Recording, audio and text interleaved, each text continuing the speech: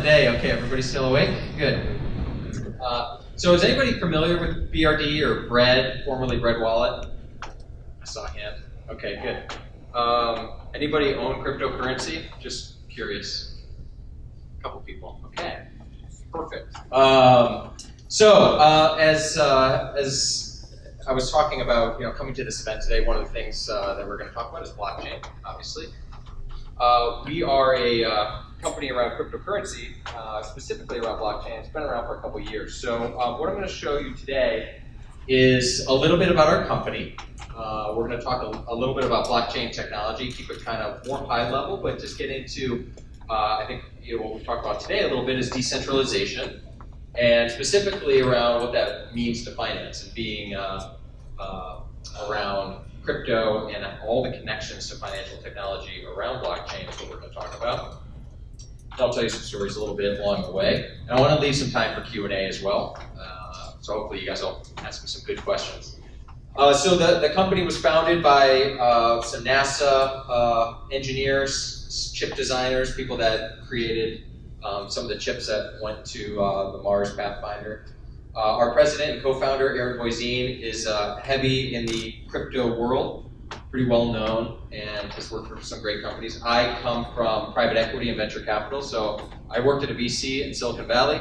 I still advise that VC. I did fundraising for the VC and evaluated companies from Y Combinator and Techstars, and was on the other side of the table looking at startups. Now I'm at a startup, BRD.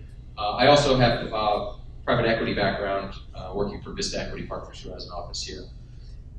So I'll tell you a little bit about BRD, and I'm not going to just talk about crypto in general, but I specifically what differentiates us. So the problem that crypto and blockchain is solving is basically that when it comes to financial technology, everybody in here, I'm guessing, has a bank account. Banks aren't really doing anything for you these days. Back in 10, 20, 30, 40 years ago, you actually made money in your checking account. Does anybody remember those days? Where you actually had a lot of ways to make money at a bank, and banks took care of you as customers. Now you go into a bank, the hours are terrible, it looks like a DMV, and it's really painful. So one of the things that the banks do is they make money with your money. What a great idea. They have your assets under management. You have to go into a place, into a machine to withdraw your money when you need it, inconveniently to you. That's going to change. That's the legacy business model of banking. And banking's been around for hundreds of thousands or thousands of years. But in the past 100 years, with things like the Fed and monetary policy, and if you go to University of Chicago, there's classes around this. Banks are basically working with government to stabilize the currency in the country they work in, some of them better than others. Fed's only been around for 100 years. And does anybody know that gold was illegal to own back in the 30s or 40s when Roosevelt said it was illegal to own gold because of paranoia that people could actually own their own money and hold their own money, which is kind of crazy. When you think about technology, now it's the ability to do that. Now that everybody has a smartphone and everybody's connected, new things are possible. So what if, our idea was basically that what if you could make money with your own money? So instead of a bank holding your assets under management, because of the technology that's around today, you can actually do things with your own money and make money with your own money. So that's why we think this is going to change the world when it comes to financial technology with blockchain. I'll tell you a little bit about how we power and hold and send and receive digital assets. But the foundation of our company and what makes us different is that we are a decentralized model. So we call ourselves a decentralized bank. We're a software company. We build great software. We build beautiful software, simple software. We hold no money. And I'll talk to you about that in a second. But we still call ourselves a decentralized bank. And we use the word bank because people are familiar with the term bank. And when it comes to software, we're protecting software. We're actually not holding any software. We never touch crypto. We never touch fiat currencies. But we allow you to send those things instantly from your phone because we directly connect you to the blockchain. Specifically to Bitcoin, to Ethereum, to Bitcoin Cash, and et cetera. So what's really nice about this is that you could do cross-border transfers very easily. And for people that don't do that in the room, it's probably who cares, right? Hey, I can do peer-to-peer with my bank account. But really, where things are going and why this is so unique is that the world is just, there's no borders with something like this. You don't know if I'm trading money with somebody in Shanghai right now or somebody in Philadelphia. It doesn't really matter where they are. It's pretty flat. So oftentimes when I was at the VC, people would come in and talk about the potential of the market. This is why blockchain is just so disruptive. People use that term so effortlessly when they really shouldn't.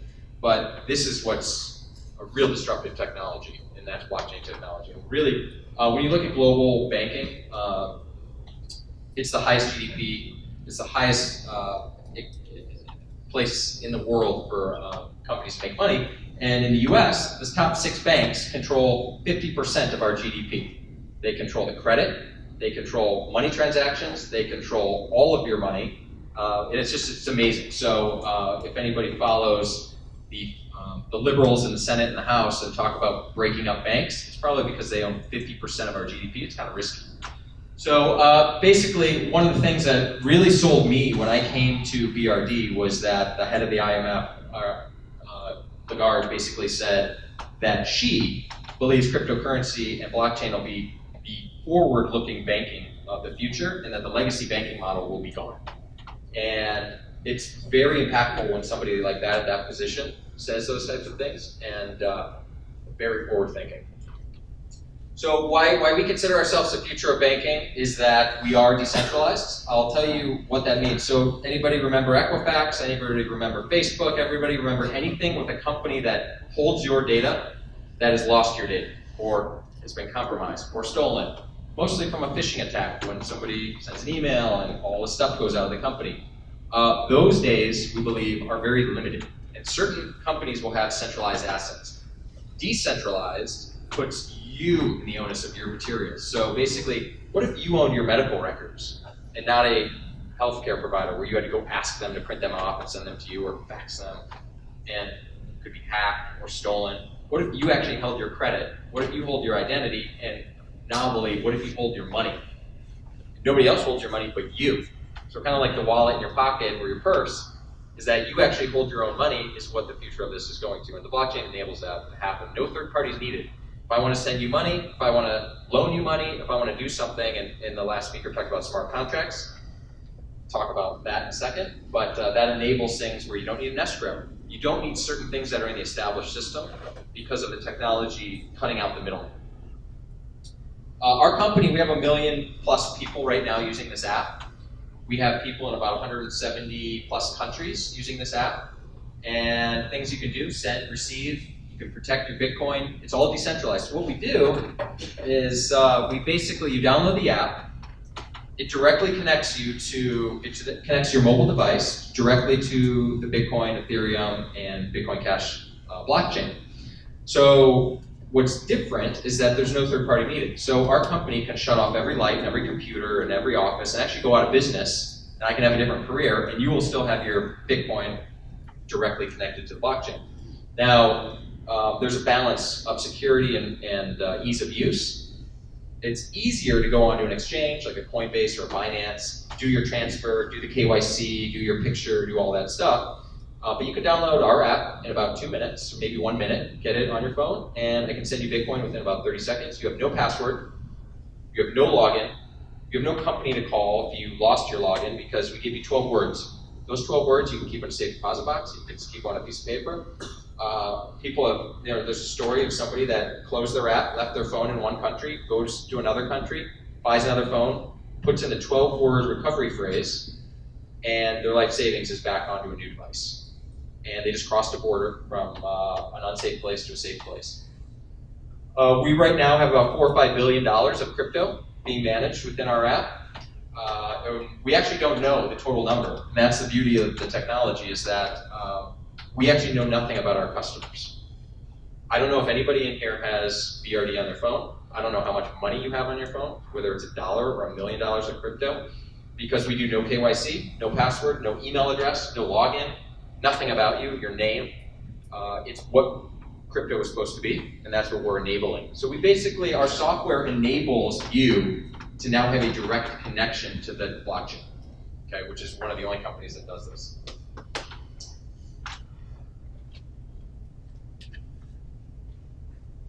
So I wanted to talk real quick about how blockchain works. I feel like people in this audience might know a little bit about it. Some might know more than me. And at a high level, what the blockchain is, just to take it really to the top, is that it's a ledger. Okay, it says this person did a transaction with this person, or rather, this address did a transaction with this address. Okay, it's public. Way more public than cash. Cash is the most anonymous thing you could do, and I think governments are going to stop cash. They already are in some countries. They're trying to take it off because that's what criminals use. That's what people do when they don't want anybody to know about anything, is they use cash. Blockchain, actually, there's some conspiracies that blockchain was started by some governments. Not that I'm a conspiracy theorist, but it's way more open. So you can go to a website, you can go to something, so we give you a key. We give you an Ethereum address, for instance, or a Bitcoin address. You can pull up that address right now. You can look at my address, and you can see every single dollar I have in my phone in that address. I might have 30 phones or 50 phones, but you can see if I show you this address right now, you can pull it up on Etherscan or something like that, and we talked about Ethereum in the last session. You can see every token I own. You can see every transaction I've ever made, ever, and that'll be public as long as computers are around and the internet. But that's way different than anything else. You don't have to go to a third party to just ask, hey, Bank of America, did you wire this money over to Chase? Which is basically what the banking system is. It's the legacy banking system is, hey, you're trustworthy, you're Wells Fargo, you tell me, did I send you my check to this escrow account to buy my house? They go into the computer, yep, verified. That's all a bank does. They verify transactions. So the blockchain just takes all of that off the table. And they say, well, everybody should have access to that. You should be able to see that this address sent money to this address. Now, privately, you don't see my name on those addresses. But it's really fun. If you go to Etherscan and you type in an address, some people on Twitter put up their address, like the folks at Binance, who are friends of ours. You might go and see their Ethereum wallet. You see $300 million of Ethereum in there. So you know that company has money and they want to be public about it. You can also see every transaction. So it's very interesting. You could really get into a site like that and become a detective. But it doesn't have people's names or anything like that. So that's what the blockchain does, especially from a financial level, is transparency.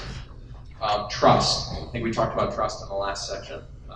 Banks are trust, right? When you see Wells Fargo, why do they show you wheels and an old scene of car or a horse and buggy? It's that it's been around for a while. Why do you show a rock for Prudential? It's been around for a while. Trust it, okay? There's really smart marketing that goes behind that, but those days are gone. You don't need to trust a person. And frankly, I wouldn't trust a person over math with my money. So that's why I'm pretty bullish on it. As I mentioned, we directly connect to the chain. So our technology is actually open source. It's free. We don't have any patents on our software. You can go to GitLab right now. You can pull down all of our technology. You can create a like company. And somebody actually did for Litecoin. One of the advisors of our company is Charlie Lee from Litecoin. Somebody created a version of our app just for Litecoin. So it's open source. It's free. You can just pull it down, no problem. That took a couple years to create. Our founder created that in 2013. Fully decentralized, no login, anything, and just there was no way to store Bitcoin in a really safe way other than using exchanges, and exchanges get hacked every day. And frankly, I wouldn't put my personal money on an exchange because they're hacking targets. People can get into your email while you're on a plane, whatever it is, right? So you hear these stories of all these exchanges and my password getting reset. I just don't want that stress. I don't want a text message that says somebody just reset my password. So that's not going to happen with a decentralized asset. Decentralized is somebody would have to take my thumb or put me to gunpoint or something like that or make me and force me to do a transaction. That's the difference. Now there are some other things that you could do with like multi-signatures where I can't do a transaction before Billy Bob over in Oklahoma does a transaction, my buddy, those types of things. So those types of security models are in place for crypto, depending on the company. But we directly connected to that chain. So I talked about the balance between security and ease of use. Ease of use is instant. I want that money. I want it to be out of the ATM. I want it right now. We take some time to get the transaction over. Decentralized takes some time. Because of that, you lose a little ease of use. But, so, if you don't go into your phone for a year, it might take some time to sync up with the entire blockchain network, and it has to go through a lot of blocks to do that, to make sure I didn't move any money, or people didn't move any money to me within the past year. So that takes some time. But it's way safer, so we feel that's the way to do it. So those are what we do. Smart contracts are just a fascinating thing. Steve Wozniak, anybody know who that guy is? He was on stage last week. One of the founders of Apple, with Steve Jobs, came out with a statement that said Ethereum could be similar to Apple, is that it has so many uses. It's a platform. It could be used, like, the smart contract capabilities. So check that out, see what he said. Smarter guy than me. But what we're building is more of a full-featured commercial bank. So you could do things like direct deposit, payments, bill pay, loan, savings account, and invest. We actually now have crypto trading decentralized within our app. So actually, you could go to the app. If you want Bitcoin, you can buy it. We connect you through an API to an exchange. You don't have to copy and paste anything, and it's seamless. It's really easy to use. But we feel like investing is one of the biggest things right now. A lot of our new users want is crypto trading.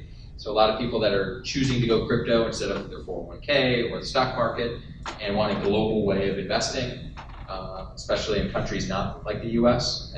They're buying a lot of tokens through our app.